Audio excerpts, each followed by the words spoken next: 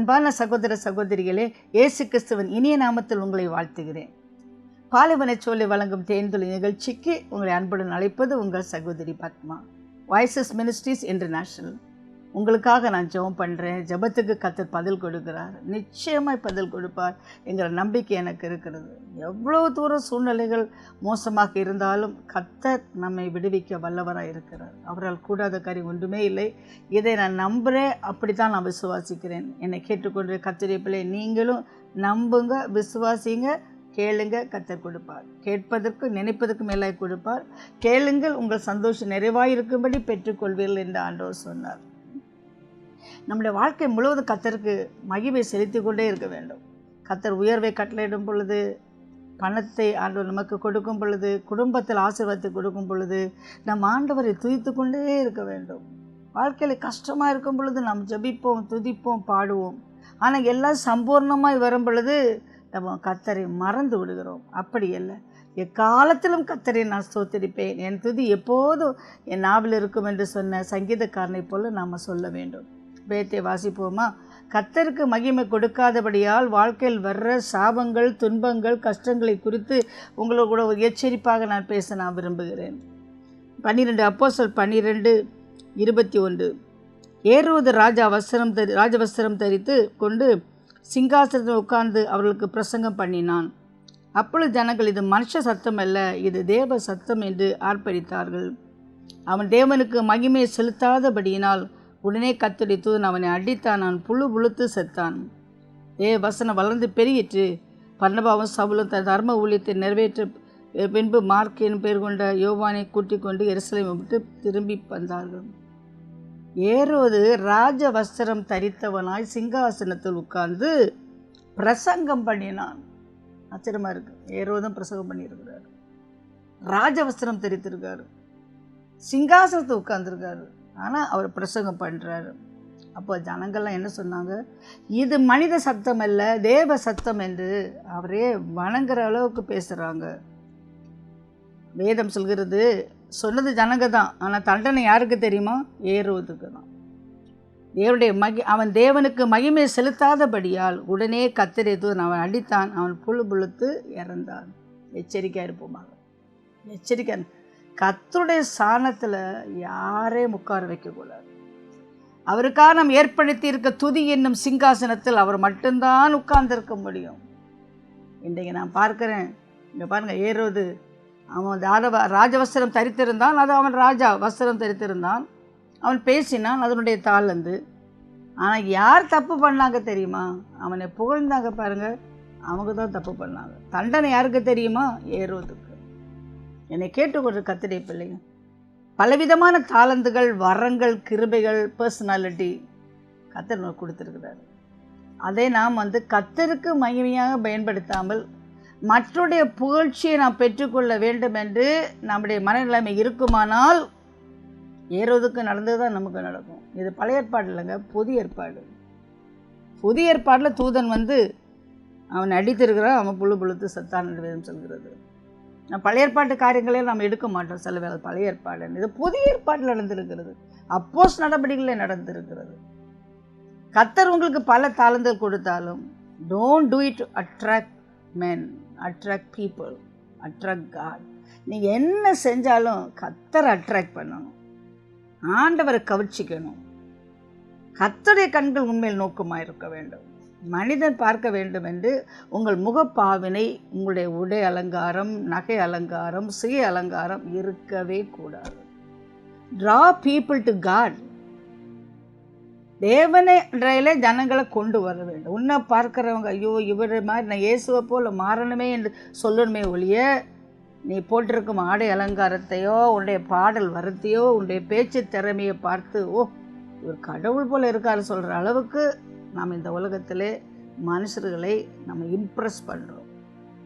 அவங்களே நம் பக்கமாக நம்ம இழுத்து கொள்கிறோம். இல்லை, நமக்கு இருக்கும் ஒரே ஒரு நோக்கம். வேதம் சொல்கிற 43ஆம் அதிகாரத்தில், இந்த ஜனக்கை எனக்கென்று ஏற்படுத்தினேன், இவர்கள் என் துதியை சொல்லி வருவார்கள்.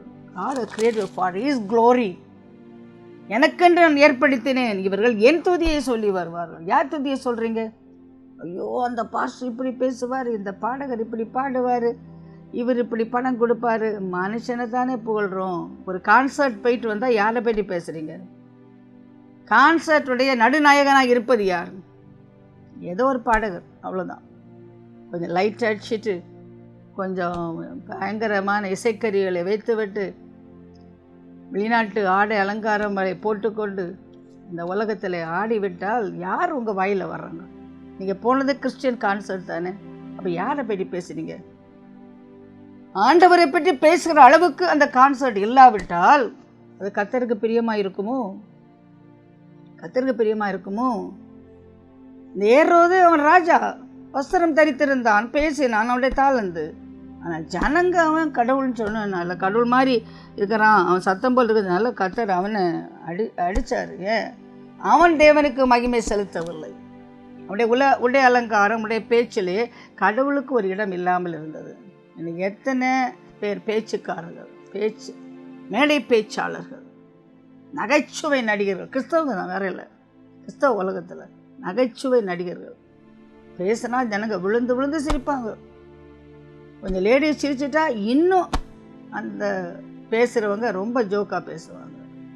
என்னை கேட்டுக்கொண்டு கர்த்தருடைய பிள்ளை, இப்படி தான் கிறிஸ்தவ உலகம் போய்கொண்டு இருக்கிறதா? யாரை நீ மகிமைப்படுத்துகிறாய்? இன்னைக்கு எங்கள் பாஸ்டர் வெளியூர் போயிட்டார், நான் கோயிலுக்கு போக மாட்டேன் அப்படின்னா யாருக்காக போகிற கோயிலுக்கு? பாஸ்டருக்காக போறியா? ஆண்டவருக்காக போறியா? ஓய்வு நாளை பரிசுத்தமாய் அனுசரிக்க மறவாதிருப்பாய்ன்னு சொன்ன வசனத்துக்கு கீழ்ப்படிந்து போகிறாயா? அல்லாவிட்டால் பாஸ்டருக்காக போகிறாயா? இன்றைக்கு ஓர்ஷிப் நல்லா இல்லை, அடுத்த வாரம் வரக்கூடாது. ஓர்ஷிப் மேடையில் பாடுறவர்கள் தான் ஓர்ஷிப்பர்ஸா? ட்ரூ ஓர்ஷிப்பர் அவர் ஆராதிக்கிற ஆவியோடு உண்மையோடு ஆராதிக்க வேண்டும். நீ தானே ட்ரூ ஓர்ஷிப்பர். மேடையில் பாடல்களை பெயர் பார்த்து கொண்டிருக்கிறாய். கண்களை மூடி உனக்கு தேவனை ஆராதிக்க தெரியாது. இத்தனை நன்மைகள் செய்த கர்த்தருக்கு நான் எண்ணத்தை செலுத்துவேன். அவர் துதியை நான் சொல்லி வருவேன். அவர் செய்த நன்மைகள் ஏராளம், எதிர்பார்க்கவே இல்லை. மரண தருவாயிலிருந்து கர்த்தர் என்னை காப்பாற்றினார். குடும்பத்திலிருந்து பிரச்சனை கர்த்தர் காப்பாற்றினார். வியாதியிலிருந்து கர்த்தர் என்னை காப்பாற்றினார். பலவிதமான சத்துருடைய சூழ்ச்சியிலிருந்து கர்த்தர் என்னை காப்பாற்றினார். நீங்கள் ஆண்டவரை ஆராதிப்பீர்களா? ஆராதிக்காவிட்டால் யாரென்று உங்களுக்கு காண்பிக்க நான் விரும்புகிறேன். பிரியமான கர்த்தருடைய பிள்ளைகளே, ஏசாயா 14ஆம் அதிகாரத்திலே நான் பார்க்கிறோம். லூசிஃபர் அவன் மிகவும் ஆண்டவருக்கு பிரியமானவனாய் அவரை ஆராதிக்கிறவனாய் இந்த ப்ரமோஷனில் கர்த்தர் வச்சிருக்கிறார். அதிகாலை மகனாய் விடிவெள்ளியே நீ வானத்தில் விழுந்தாயே, ஜாதிகளை ஈனப்படுத்தினவனே நீ தரையிலே வெட்டப்பட்டாயே. ஏன் Lucifer worship leader of heaven, பரலோகத்தினுடைய ஆராதனை வீரனாக இருந்தவன், 3வது ஸ்தானத்தில் இருந்தவன், இன்னைக்கு அவன் என்ன ஆனான்? தள்ளப்பட்டான். காரணம் என்ன? நான் வானத்துக்கு ஏறுவேன், தேவனுடைய நட்சத்திரங்களுக்கு மேலாக என் சிங்காசனத்தை உயர்த்துவேன், வடபுறத்தில் உள்ள ஆராதனை கூடத்தின் பருவத்திலேயே வீற்றிருப்பேன், நான் மேகங்களுக்கு மேலாக உன்னதங்களுக்கு ஏறுவேன், உன்னதமான ஒரு கொப்பாவேன் என்று நீ உன் இதயத்திலே சொன்னாயே. அவன் சொல்லலைங்க, நினச்சானா, மனசு நினச்சானா. ஏன் ஆண்டவருக்கு மட்டும் ஆராதனை எல்லாரும் செலுத்துகிறாங்க? ஆண்டவர் மட்டும் ஏன் மையப்படுத்தாங்க? என்னையும் கொஞ்சம் மையப்படுத்தினா என்ன? எனக்கு கொஞ்சம் மகிமை வேணும். அவருடைய சிங்காசனத்துக்கு மேலாக நான் ஏற வேண்டும். ஆண்டவருக்கு ஒப்பாக நான் இருக்க வேண்டும். என்ன இதயத்தில் நினைத்த உடனே சாதமான பாதாளத்திலே தள்ளுண்டு போனாயே. உன்னை காண்கள் உன்னை உற்று பார்த்து உன்னை குறித்து சிந்தித்து இவன் தானா பூமியை தத்தளிக்கும் ராஜ்யங்களை அதர்வம் செய்தது. அவனை பார்த்து எல்லாருமே நீதானா அந்த மனுஷன், நீதான வொர்ஷிப்பர், லூசிஃபர், இசைக்கருவிகள் எல்லாம் உனக்கு வாசிக்க தெரியுமே, பரலோகத்தில் நல்ல எல்லா விதமான கற்களினால் போட்ட ஜொலிக்கிற ஆடைகளை போட்டிருந்த நீ இன்றைக்கே நீ நரகத்தில் விழுந்து கிடக்கிறாய். ஏன் இந்த கோலம் உனக்கு? ஏன் இந்த அலங்கோலம் உனக்கு? ஒரு நிமிடம் ஆண்டவருக்கு மேலாக உன்னை உயர்த்த பார்த்தாய் அல்லவா? சாத்தானுக்கு மட்டுமல்ல, மனுஷர்களுக்கும் தான். எந்த ஒரு கோலத்தில், எந்த ஒரு காரியத்தில் தேவனுக்கு மேலாக உன்னை ஜனங்கள் உயர்த்த வேண்டும் என்று நினைத்தீர்களோ அன்றைக்கு அவுட். ஆமாம், உடனே கர்த்தர் உங்களை தள்ளி விடுவார், அகல பாதாளத்தில் தள்ளி விடுவார். பரலோகத்தில் எல்லோ பரிசுத்தமான இடத்தில், தேவ பிரசன்னத்தால் நிறைந்த இடத்தில் அவர் ஆராதிக்கிறதுக்காக ஒரு பெரிய ஸ்லாக்கியத்தை கர்த்தர் கொடுத்திருக்க, அந்த பெரிய ஸ்லாக்கியத்தை நீ இழந்து விட்டாயே. நீ ஒன்றுமே செய்யலை, நினைத்தாய்.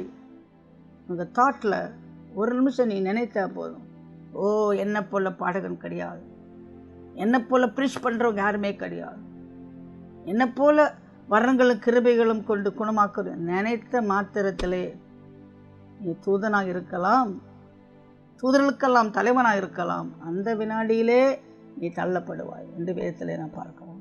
பிரியமான கதை, ஜாக்கிரதையாக இருக்கணும். இந்த உலகத்தில் எதுலேயும் நம்மை மேட்டிமைப்படுத்தாதபடி. எனக்கு அருமையாய் பிடித்தது பாஸ்டர் சுந்தரையா. நான் ஏதாவது ஊழியத்துக்கு போயிட்டு வந்தால் நிறைய ஆத்துமாக்கள் ரட்சிக்கப்பட்டால் நான் ரொம்ப எக்ஸைட்டட் ஆகிடுவேன், பரவசமாகிடுவேன். முதல்ல பாஸ்டர் தான் சொல்லுவேன், எப்படி இந்த மீட்டிங் கேட்டானா, ஐயோ அத்தனை ஆயிரம் மக்கள் ஒப்பு கொடுத்தாங்க, அத்தனை ஆயிரம் ரூபாய் ஞானத்தனுக்கு ஒப்பு கொடுத்தாங்க. ஒரு வார்த்தை கூட அவர் எனக்கு சொல்லாமல் சொல்லுவார், தேவ கிருபை மகிமை, தேவ கிருபை மகிமை, 2 வார்த்தை தான் பேசுவார். நல்லா பண்ணிங்கிற வார்த்தை வாயிலிருந்து வரவே வராது. பிரியமான கர்த்தருடைய பிள்ளையை, give all the glory and honour to God. நம்ம கொண்டு கர்த்தர் செய்கிற எல்லா மகத்தான காரியங்களுக்காக நாம் தேவனுக்கு மகிமை செலுத்தாமல் அந்த மகிமையை நாம் எடுத்துக்கொண்டோமானால், என் வாழ்க்கையில் ஒரு பழக்கம் நான் வச்சுருக்கேன். சிஸ்டர் உங்கள் பிரசங்கம் நல்லா இருந்தால் நான் பதிலே கொடுக்க மாட்டேன். ஏன் தெரியுமா? யார் நம்ம புகழ்ந்தாங்களோ அவங்க தான் நாளைக்கு நம்ம பெட்டி இகழ போகிறாங்க. இன்றைக்கி நீங்கள் பார்க்குறீங்கள எப்படி ஒரு மனுஷனை இகழ்கிறதுல அல்லது ஒரு மனுஷன் இகழ்கிறதுல உச்சக்கட்டத்துக்கும் போயிடும், உச்சக்கட்டத்துக்கும் போயிடுவாங்க. ஓசானா ஓசானா என்று பாடினாங்க, இதோ வர்றார் ராஜா வருகிறார்னு சொல்லி எல்லாம் சாப்பெட்டெல்லாம் போட்டாங்க, இந்த கிளைகளையெல்லாம் அசைத்தாங்க. அதே ஜனங்க தான் அவரை சிலுவையில் அறையும் என்று 3 நாளைக்குள்ளே சொன்னாங்க. யாராக என்ன புகழ்ந்தாங்க, நான் ஏதாவது பெரிய காரியம் செஞ்சேன்னா நான் எந்த அவமானத்தில் நான் போகணுன்னு அதை நினச்சிக்குவேன். அவமான பாதையில் போக சமயம் என்ன கர்த்தர் எப்படி உயர்த்தினாரோ அதை நினச்சிக்குவேன். அப்படி தான் பேலன்ஸ் பண்ணிக்குவேன். ஒளியான சேற்றில் ஆழமான படுகுழியில் இருந்த என்னை தூக்கி எடுத்து கண்பலையில் நிறுத்தி அவரை துதிக்கும் ஒரு பாடலை கொடுத்தார். அதிலேருந்து நான் இறங்கி வர போகிறது கிடையாது, என்னை குறித்து மேம்படுத்த போகிறது கிடையாது, என்னை குறித்து நினைக்க போகிறது கிடையாது. நான் எவ்வளோ மீட்டிங்கில் போய் எவ்வளோ பேர் சோகமாக இருக்காங்க, ஒரு டெஸ்ட் மணி கூட என் டிவியில் போடலை. இப்படி கேட்பாங்க, யார் குணமாக்கினது? ஓ பிரதர் ஜெபித்தார் குணமானது. அப்படி சொல்ல சமயம் க்ளோரி பிரதருக்கு போயிடுது. அதனால தான் நான் எனக்கு டெஸ்ட் மணியெல்லாம் அந்த இதில் போட மாட்டேன். The test money glory goes to God. கர்த்தருக்கே மகிமை போகட்டும். என் மூலமாக என்ன நடந்தோ அதுக்கு மகிமை கர்த்தருக்கே போகட்டும். இயேசு பிசாசினால் சோதிக்கப்பட்டவருக்கு ஆவியானவராலே வனாந்தரத்துக்கு கொண்டு போகப்பட்டார். அவர் இரவு பகலும் 40 நாள் உபவாசமாக இருந்து அவருக்கு பசி உண்டாயிற்று. அப்பொழுது சோதனைக்காரன் அவரிடத்தில் வந்து, நீ தேவனுடைய குமாரனியானால் இந்த கல்லுகள் அப்பங்களாகும்படி செய்யும் என்றான். அவர் பிரயுத்தரமாக, மனுஷன் அப்பத்தினாலே மாத்திரமல்ல, தேவனுடைய வாயிலிருந்து புறப்படுகிற ஒவ்வொரு வார்த்தையான பிழைப்பான் என்று எழுதியிருக்கிறதே என்றார்.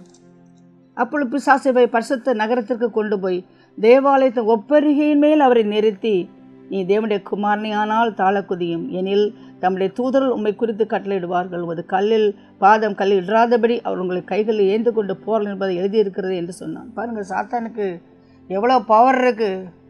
உங்களை தூக்கிட்டு போய் தேவாலயத்தில் ஒப்பரிகையின் மேலே வச்சிடுவார். ஆமாம், oh you are the worship leader, you are the bishop, you are the archbishop. நீங்கள் தான் பிஷப்பு, நீங்கள் தான் ஆர்ச் பிஷப்பு, நீங்கள் தான் பாஸ்டர், நீங்கள் தான் சூப்பரிண்டெண்டிங் பாஸ்டர், நீங்கள் தான் வர்ஷிப் லீடர், எல்லாம் கொண்டு மேலே வச்சுருவோம். என்னை கேட்டுக்கொண்டு கர்த்தருடைய பிள்ளைய, அவன் கொடுத்த இந்த சோதனைக்கு கர்த்தர் கொடுத்த பதில் தெரியுமா? உன் தேவனாய கர்த்தரை பரீட்சை பாராதிருப்பாய் என்று எழுதியிருக்கிறது. Don't read the word, read the word. நம்முடைய ஊழியத்தில் ஆவிக்குரிய காரியத்தில் பெரிய பெரிய அச்சீவ்மெண்ட் நம்ம பண்ணலாம். மகிமை கர்த்தருக்கு கொடுக்கணும். மகிமை கர்த்தர் என்னால் இல்லைப்பா, எல்லாம் உம்மால் கூட ஆண்டவரே, பலத்தினாலும் இல்லை, பராக்கிரமத்தாலும் இல்லை, ஆவியால் தான் ஆச்சுப்பா, ஆவியால் தான் ஆச்சுப்பா. ஆவியான மட்டும் இல்லைன்னா ஒரு ஈக்காக்க கூட குணம் அடையாது. ஆவியானவர் எங்களோடு கூட இருக்கிறபடியால் துக்கம் சந்தோஷமாய் மாறுகிறதப்பா. நறுங்குண்ட இதயங்கள் குணமடைகிறது ஆண்டவரே.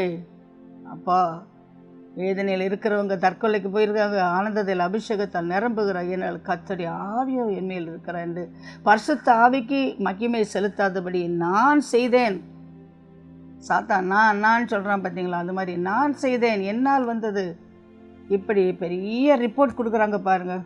அது கர்த்தருக்கு மகிமையே கொடுக்காது. Let the glory goes to God. அந்த மகிமை கர்த்தருக்கு போகட்டும், கர்த்தருக்கு மகிமை போகட்டும். அதே பரிசை மறுபடியும் அவர் மிக உயர்ந்த மலையில் மேல் கொண்டு போய் உலகத்தின் சகல ராஜ்யங்களை அவள் மகிமையை அவருக்கு காண்பித்து, நீ சாஷ்டாங்கமாய் விழுந்து என்னை பணிந்து கொண்டால் இவளையெல்லாம் உனக்கு தருவேன் என்று சொன்னான். அப்போ போ சாத்தானே, உன் தேவனாய் கர்த்தரை பணிந்து கொண்டு அவர் ஒருவருக்கு ஆராதனை செய்வாயாக என்று எழுதியிருக்கிறதே என்றான். எவ்வளவு தூரம் உயர்த்த முடியுமோ சாத்தானால் உயர்த்த முடியுங்க. உயர்ந்த மலையில் இயேசு கொண்டு போயிட்டார்.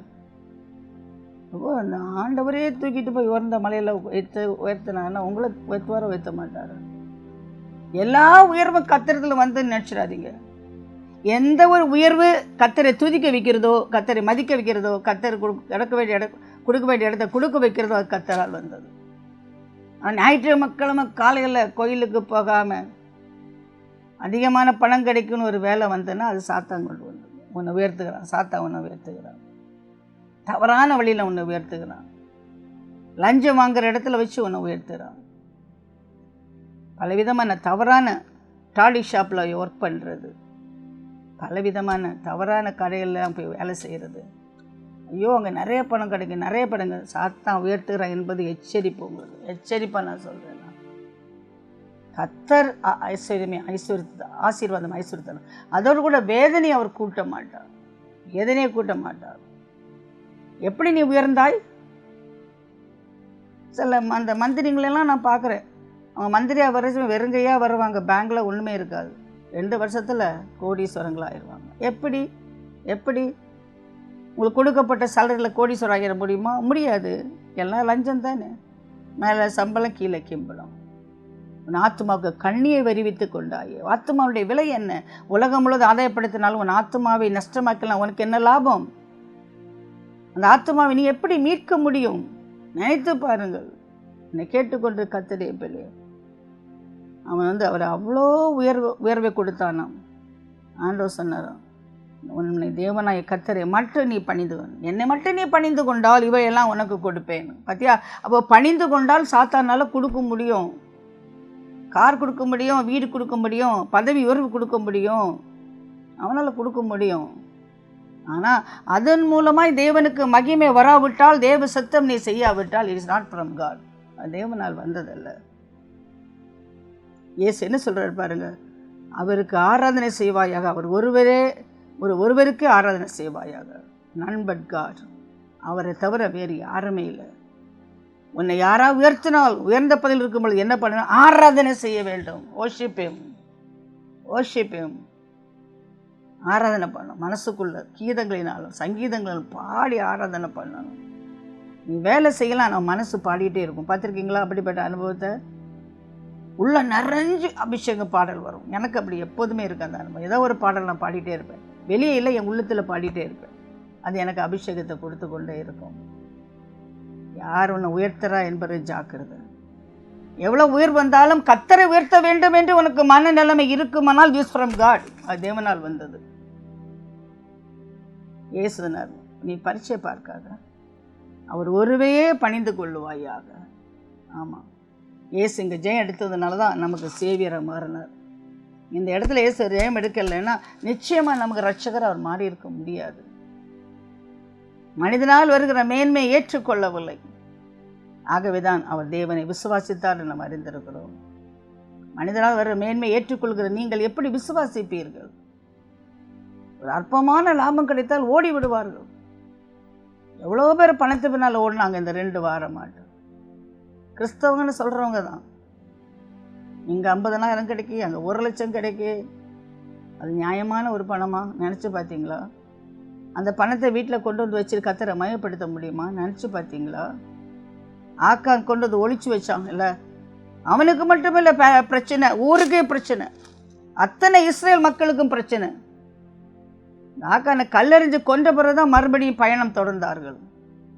நீங்கள் செய்கிற ஒரு பிரச்சனை, திருடின ஒரு பொருள் அல்லாட ஒன்று உங்களை மட்டும் பாதிக்காது, உங்கள் குடும்பத்தை பாதிக்கும், உங்கள் சபையை பாதிக்கும், ஊராரை பாதிக்கும். நான் மட்டும் தானே நினைக்காதீங்க, உங்களோட தொடர்புள்ளவங்க எல்லாரையும் பாதிக்கும். பிரியமான கர்த்தருடைய பிள்ளைகளை, ஆகையால் மிகவும் கவனமாக இருக்கும்படி உங்களை அன்பாக நான் கேட்டுக்கொள்கிறேன்.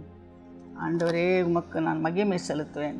இந்த ஜனத்தை எனக்கென்று ஏற்படுத்தினேன், இவர்கள் என் துதியை சொல்லி வருவார்கள். எப்போதும் ஸ்தோத்திரம், எப்போதும் ஸ்தோத்திரம், எப்போதும் ஸ்தோத்திரம், எப்போதும் துதி. பாருங்க, அந்த ஏரோது ராஜா அவனுக்கு எல்லா உரிமை இருக்கிறது வஸ்திரத்தை போட்டுக்கொள்வதற்கு, ராஜர் வஸ்திரத்தை போட்டுக்கொள்வதற்கு எல்லா உரிமை இருக்கிறது, சிங்காசனில் உட்கார்ந்திருப்பதற்கு. அவன் பிரசங்கம் பண்ணுறான். ஆனால் என்னாச்சு? தேவனுக்கு மகிமை செலுத்த தவறிவிட்டான். உங்கள் வாழ்க்கையிலும் தேவனுக்கு மகிமை செலுத்த தவறி விட்டீர்களானால், பிரியமான கர்த்தரே, உங்கள் பிரசங்கம் கூட கர்த்தருக்கு பிரியமில்லாத ஒன்று. கர்த்தர் அடிப்பார். என்ன சிட்டு அடிப்பான்னு அதெல்லாம் பழைய படியில் புதிய ஏற்பாடு அப்போஸ் நடவடிக்கையில் அடிச்சிருக்காரு. அப்போஸ் நடவடிக்கையில் அடிச்சிருக்காரு. சும்மா அடித்தது கிடையாது, புழுத்து செத்தான் என்று வேதம் சொல்கிறது. ஆமாம், அநேகர் உயிரோடு தான் இருக்கிறாங்க. ஆனால் புழு, சிந்தனையில் புழு, அவங்க செயல்களில் புழு, எழுத்தில் புழு, எல்லாத்துலேயும் புழு வந்துட்டு. இதான் புழு வந்துட்டு. ஏன் தெரியுமா? தேவனுக்கு மகிமை செலுத்த அவர்கள் தவறி விட்டார்கள். என்னை கேட்டுக்கொண்டு கர்த்தருடைய பிள்ளையே, ஆண்டவர் ஒன்றைத்தான் கேட்குறாரு, நீ தேவனுக்கு மகிமை செலுத்துவாயா என்று கர்த்தர் கேட்கிறாரு. லேவியராம் 10ஆம் அதிகாரத்தில் பார்க்கும் பொழுது, ஆரோனுடைய குமாரனாகிய நாதாபும் அபியும் தந்தன் தூப கலசத்தை எடுத்து அவைகள் அக்கினியை அதன் மேல் தூபர்க்கத்தையும் போட்டு கர்த்தர் தங்களுக்கு கட்டளை இடாத அந்நிய அக்கினியை அவருடைய சந்ததியிலே கொண்டு வந்தார்கள். அப்பொழுது அக்கினி கர்த்தருடைய சந்தி புறப்பட்டு அவளை பட்சித்தது. அவர் கர்த்தருடைய சந்தி செத்து போனார்கள். ஆரோன் பரிசுத்தவான், எந்த தவறும் செய்யாதவர், மோசேக்கு வாயாக இருந்தவர், எத்தனையோ அற்புதங்களை செய்தவர் தான் இந்த ஆரோன். அவருக்கு 2 மகன்கள், நாதாபும் அபியும். அவர்களும் தன் தகப்பனை போல ஆசாரிய அபிஷேகம் பெற்றவர்கள், ஆசாரியர்களாக ஏற்படுத்தப்பட்டு தேவனுடைய சமூகத்தில் நிற்கிறவர்கள்.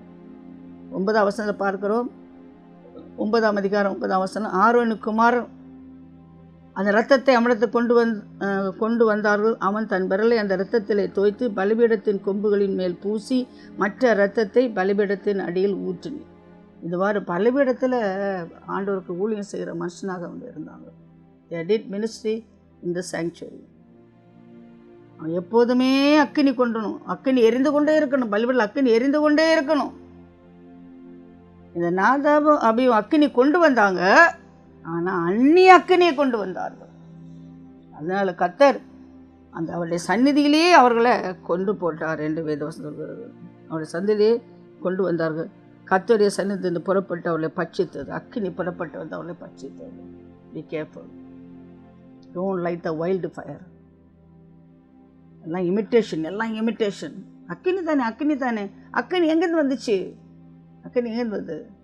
என்ன அக்கினி அது? என்ன ரிவைவல், என்ன பாட்டு, என்ன பிரசங்கம், என்ன ஹீலிங் பிரேயர், என்ன கேம்ப், யூத் கேம்ப்? கர்த்தருடைய அக்கினி இருக்கிறதா? உண்மையான அக்கினி இருக்கிறதா? அல்ல அவள் அந்நிய அக்கினி இருக்கிறதா? கட்டளையிடாத அக்கினி, கர்த்தர் கட்டளையிடாத அக்கினி. நிறைய காரியங்களை நீ ஆலயத்தில் பார்க்கணும். கர்த்தர் கட்டளையிடாத ஒன்று, கர்த்தர் கட்டளையிடாத ஒன்று. அப்படிப்பட்ட அக்கினியை கொண்டு வந்த ஆரோனுடைய 2 மகன்களையும் கர்த்தர் அப்படியே அடிச்சு கொண்டார். ரொம்ப துக்கமாக இருக்கும். பலிபீடத்திலே செத்து போயிட்டாங்க. வேத வசனம் சொல்கிறது, அப்பொழுது மோசே ஆரோனை நோக்கி, என்னிடத்தில் சேர்கிறவளால் நான் பரிசுத்தம் பண்ணப்பட்டு சகல ஜனங்களுக்கு முன்பாக நான் மகிமைப்படுவேன் என்று கர்த்தர் சொன்னது இதுதானா என்றான். ஆரோன் பேசாமல் இருந்தான். ஆரோன் பேசாமல் இருந்தான்.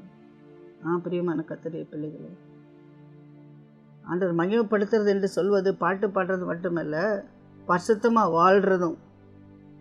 பரிசுத்தமாக வாழ்கிறதும். பரிசுத்தம் இல்லாமல் ஒருவர் அவரை தரிசிக்க முடியாது. கைகளிலே சுத்தமுள்ளவன், இதயத்தில் மாசல்லாதவன், கபடாய் ஆணையிடாதவன், தன் ஆத்மாவை மாயைக்கு ஒப்புக்கொடாதவன் தான் பர்வத்தில் ஏறுவான். இன்றைக்கி திங்கக்கிழமை குடிப்பாங்க, செவ்வாய்க்கிழமை சினிமா பார்ப்பாங்க, சனிக்கிழமை நான் பாவின்னு சொல்லுவாங்க, ஞாயிற்றுக்கிழமை கம்யூனியன் எடுத்துக்குவாங்க. எப்படி கர்த்தருடைய பந்திக்கு துரோகிகளாக இருக்கிறோம்? கர்த்தருடைய பந்தி தன்னை ஆராய்ந்து மனுஷன் எடுக்க வேண்டும். சும்மா ஒரு அப்பம் ஒரு ரசம் என்று நினைக்காதீங்க. கர்த்தருடைய இரத்தமும் அவருடைய உடலையும் நாம் உட்கொள்கிறோம் என்கிற ஒரு பயபக்தியோடு அது செய்யாதபடி வாரம் முழுவதும் பாவம் செய்துவிட்டு சனிக்கிழமை ஆண்டவரே பாவி என்மேல் கிருபையாயிரும் என்று ஜெபிக்கிறது, காணாப்போன ஆள் என்று ஜெபிக்கிறது. வேதத்திலே காணாமல் போன ஆடு ஒரு தடவை தான் போகிறது, இந்த ஆடு வார வாரம் போகிறது. துணிகரமான பாவம், துணிகரமான பாவம். யூதாஸ் கம்யூனியன் எடுத்தான், ராப்போஜனம் எடுத்தான். உடனே ஆண்டவர் சொன்னார், நீ செய்கிறத சீக்கிரமாக செய்யணும். நான் வெளியே போனேன், அது டார்க், அவனுக்கு இருண்டு போச்சு, வாழ்க்கை இருண்டு போச்சு. கர்த்தருடைய பந்தியிலே பரிசுத்தமாக அனுசரிக்காமல் இருக்கிறவர்கள் ஆண்டவர் துணிகரமாக பந்தியில் பங்கெடுத்து விட்டு அடுத்த நாள் பலவிதமான பாவங்களில் இருக்கிறவர்கள், மோசமான படம் பார்க்குறவங்க, செல்ஃபோனில் பார்க்குறவங்க, மோசமான உறவில் இருக்கிறவங்க, தவறான உறவில் இருக்கிறவங்க, போதைப் பொருளுக்கு அடிமைத்தனத்தில் இருக்கிறவங்க, குடிப்பழக்கத்தின் ஆவியில் இருக்கிறவங்க, வெளியே ஒன்றுமே தெரியாது. பார்க்க பார்க்க அழகாக இருந்தது அத்திமரம், கிட்ட போய் பார்த்தபோது கனி இல்லை. ஆகவே தான் ஆண்டவர் அத்தி மரத்தை சபித்தார். அத்திமரம் போல் எத்தனை பேர் வாழ்கின்றீர்கள்? பிரியமான கர்த்தருடைய பிள்ளையே, நாம் இப்பொழுது பழைய ஏற்பாட்டு காலத்தில் இல்லை, புதிய ஏற்பாட்டு காலத்தில் இருக்கிறோம் என்று நினைக்கிறோம். நான் சொன்னேன்ல, புதிய ஏற்பாட்டு காலத்தில் தான் ஏரோது புழுபுழுத்து செத்தான். பழைய ஏற்பாட்டு காலத்தில் ஆசாரியனாக இருந்தும் கூட ஆசானுடைய பிள்ளைகள் ஆரோனை போல் இல்லாதபடி அவன் பரிசுத்தவனாக இருந்தான் என்று வேதம் சொல்கிறது. ஒரு அந்நிய அக்கினியை கொண்டு வந்தபடியால் அந்த பலிபீடத்திலே கர்த்தர் அவளை அடித்தார், அவள் செத்து போனாள் என்று வேதம் சொல்கிறது. அது ரொம்ப துக்கமாக இருக்கிறது. ஆரோன் பேசாமல் இருந்தான், பேசாமல் இருந்தான். அதுதான் பரிசுத்தவான். ஆண்டவரே, என் பிள்ளைகளை நான் வளர்க்க தவறிவிட்டேன், உண்மையான ஆசாரியர்களாய் நான் அவளை பழக்க தவறிவிட்டேன், என்னை மன்னியும் ஆண்டவரே. இந்த 2 பிள்ளைகளும் ஒரே அடியாக செத்து போனாங்களே. பிரியமான கர்த்தருடைய பிள்ளைகளே, நம்ம செய்கிற ஒவ்வொரு தவறுக்கும் நம்ம கணக்கு கொடுக்கணும், ஒவ்வொன்றுக்கும் கணக்கு கொடுக்கணும். அலட்சியமாக இருக்கக்கூடாது. கர்த்தருடைய வேலையை அலட்சியமாய் பண்ணக்கூடாது, கர்த்தருடைய நாளை அலட்சியம் பண்ணக்கூடாது. எல்லா இடத்துக்கும் கரெக்டாக போகிறவங்க ஆலயத்தில் மட்டும் 1 hour பிந்தி வருவாங்க, முடிக்கும் முன்னாலே எழும்பி போயிடுவாங்க. எங்கே போகிறார்கள் இந்த மனிதர்கள்? மனிதர்கள் எங்கே போகிறார்கள்? ஆலயத்தில் இருக்கும் பொழுதே அவர்கள் செல்ஃபோன் பார்த்து கொண்டு இருக்கிறார். எப்படா முடியும், போர் அடிக்குது. என்னப்பா சொல்லுங்க, போரிங், சர்ச் இஸ் போரிங். நான் சொல்கிறேன், Holi life is jolly life. அக்கிரமத்தை வெறுத்து நீதியை நேசிக்கிற மனுஷனுக்கு ஆனந்தத்தில் அபிஷேகத்தை கர்த்தர் கொடுப்பார். You want to be happy all the time, be in the presence of God. Don't walk out of the presence of God. தேவ பிரசன்னத்தை விட்டு வெளியே போகாதீங்க. ஆலயத்தில் கரெக்டாக வாங்க, எல்லாம் கரெக்டாக போவாங்க. அவ்வளோதான் இருக்கும். பிந்தி வர்றது, பாட்டெல்லாம் முடிஞ்சு வர்றது. ஐயோ, பிரசங்கம் மட்டும் கேட்கணும். ஒரு ஆலயத்தில் பிரசங்கம் கேட்பதற்கு ஆண்டவர் வரல, ஆராதனைக்காக வர்றார், ஆராதனை பார்க்க வருகிறார்.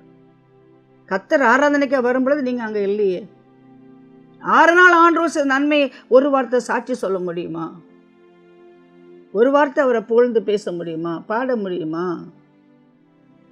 ஆனால் எல்லாம் பாடம் பண்ணுற மாதிரி என்ன இப்போவும் பண்ணுறாரு. இல்லைங்க, ஒரே நாளில் காரியங்கள் வித்தியாசமாக மாறி போயிடும். ஒரே நாளில் எப்படி நம்ம சென்னை பட்டணம் மாறும்னே தெரியாது.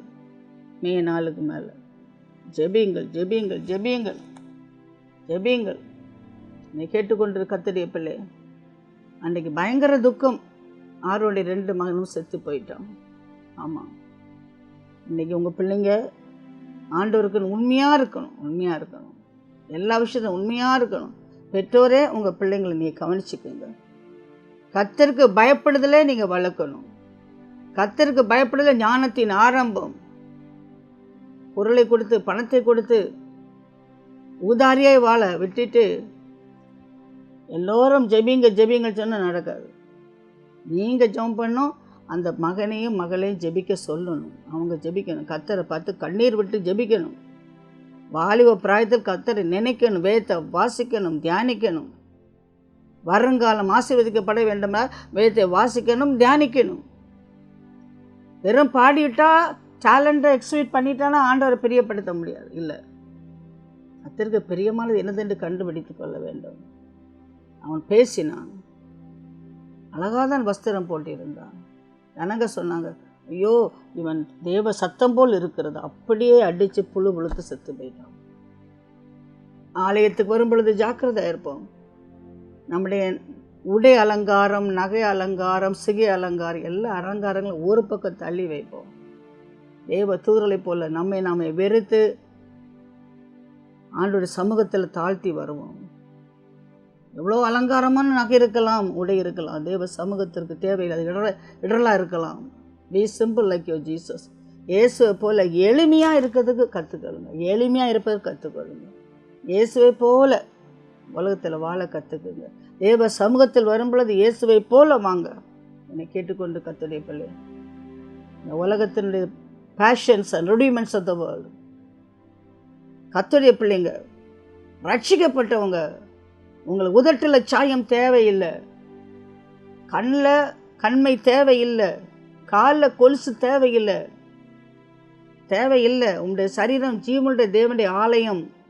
இந்த ஆலயத்தை ஒருவன் கெடுத்தால் அவனை கர்த்தர் கெடுப்பார்.